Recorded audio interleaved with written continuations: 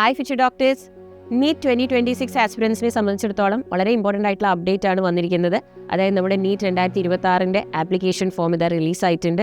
നിങ്ങൾക്കറിയാം NTA official വെബ്സൈറ്റിലാണ് ഈ notification വന്നിരിക്കുന്നത്. പബ്ലിക് നോട്ടീസിലെ എല്ലാ ഡീറ്റെയിൽസും ഉണ്ട്. എന്നാലും മക്കൾക്കായിട്ട് ആ ഒരു ഇമ്പോർട്ടൻ്റ് അപ്ഡേറ്റ് മിസ് പറഞ്ഞു തരട്ടെ.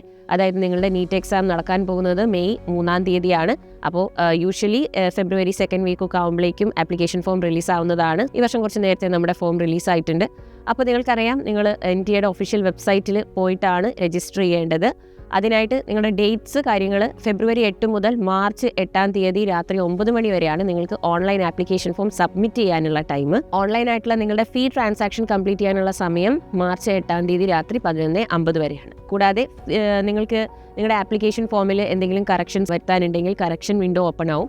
അത് 10th മാർച്ച് മുതൽ 12th മാർച്ച് വരെ ആയിരിക്കും കറക്ഷൻ വിൻഡോ ഓപ്പൺ ആയിട്ടുണ്ടാവുക.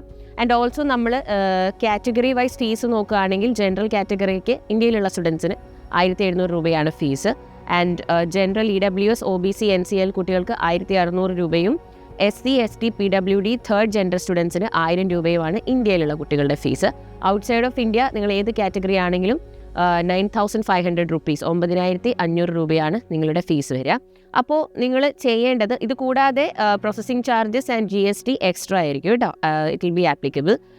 പിന്നെ ബാക്കിയുള്ള കാര്യങ്ങളൊക്കെ നിങ്ങൾക്കറിയാം, എക്സാം 180 minutes ആണ്. ആൻഡ് 3rd മെയിലാണ് നടക്കാൻ പോകുന്നത്. 2 to 5 PM ആണ് ടൈം. ആൻഡ് ബാക്കി ഡീറ്റെയിൽസ് ഒക്കെ NTA നിങ്ങളെ അറിയിക്കും. അതിനു മുമ്പ് നിങ്ങൾ ചെയ്യേണ്ട ഏറ്റവും ഇമ്പോർട്ടൻ്റ് ആയിട്ടുള്ള കാര്യം, നിങ്ങൾ ആപ്ലിക്കേഷൻ ഫോം ഫില്ല് ചെയ്യുന്നതിന് മുമ്പ് നിങ്ങൾ NTA ആ ലിങ്ക് ഒഫീഷ്യൽ വെബ്സൈറ്റിൽ പോവുക, ലിങ്കിൽ കയറുക. ആൻഡ് അവിടെ നിങ്ങൾക്കൊരു ഇൻഫർമേഷൻ ബുള്ളറ്റിൻ ഉണ്ടാകും. അത് ഡീറ്റെയിൽ ആയിട്ട് വായിക്കുക. ആൻഡ് അതിൽ നിങ്ങൾക്ക് രജിസ്ട്രേഷൻ സമയത്ത്, അതായത് ഓൺലൈൻ ആപ്ലിക്കേഷൻ ഫില്ല് ചെയ്യുമ്പം അപ്ലോഡ് ചെയ്യേണ്ട ഡോക്യുമെൻറ്റ്സ് കാര്യങ്ങൾ എന്തൊക്കെയാണെന്നുള്ളത് ഡീറ്റെയിൽ ആയിട്ട് കൊടുത്തിട്ടുണ്ടാകും. അതെല്ലാം കൃത്യമായി വായിച്ച് മനസ്സിലാക്കി അതെല്ലാം റെഡിയാക്കി വെച്ചതിന് ശേഷം മാത്രം ഫോം ഫില്ല് ചെയ്യുക. നിങ്ങൾക്ക് മാർച്ച് 8 വരെ സമയമുണ്ട്. പിന്നെ മോസ്റ്റ് ഓഫ് ദ കേസസിൽ ആ ഡേറ്റ് എക്സ്റ്റെൻഡ് ചെയ്യാറുമുണ്ട്. അപ്പോൾ എല്ലാ ആസ്പിരൻസും ശ്രദ്ധിക്കേണ്ട ഒരു കാര്യം, നിങ്ങൾ ബുള്ളറ്റിൻ ഡീറ്റെയിൽ ആയിട്ട് വായിച്ച് മനസ്സിലാക്കുക. എന്തൊക്കെ ഡോക്യുമെൻറ്റ്സ് വേണം, നിങ്ങൾ ഏത് കാറ്റഗറി ആണോ കാറ്റഗറി സ്പെസിഫിക് ഡോക്യുമെൻറ്റ്സ് ഒക്കെ ഏതൊക്കെയാണ് ആവശ്യമുള്ളത് എന്നൊക്കെയുള്ളത് വായിച്ച് മനസ്സിലാക്കിയതിന് ശേഷം മാത്രം നിങ്ങൾ ഫോം ഫില്ല് ചെയ്യുക. ആൻഡ് ഒട്ടും റഷ് ചെയ്യേണ്ട ആവശ്യമില്ല. You have time. അപ്പോൾ നിങ്ങളുടെ പ്രിപ്പറേഷനൊക്കെ അടിപൊളിയായിട്ട് പോകുന്നതെന്ന് വിചാരിക്കുന്നു. നമുക്ക് PYQ സീരീസ് ഒക്കെ നടന്നുകൊണ്ടിരിക്കുകയാണ്. എല്ലാവരും ആക്റ്റീവായിട്ട് പാർട്ടിസിപ്പേറ്റ് ചെയ്യുക, അടിപൊളിയായിട്ട് പ്രിപ്പയർ ചെയ്യുക. All the best.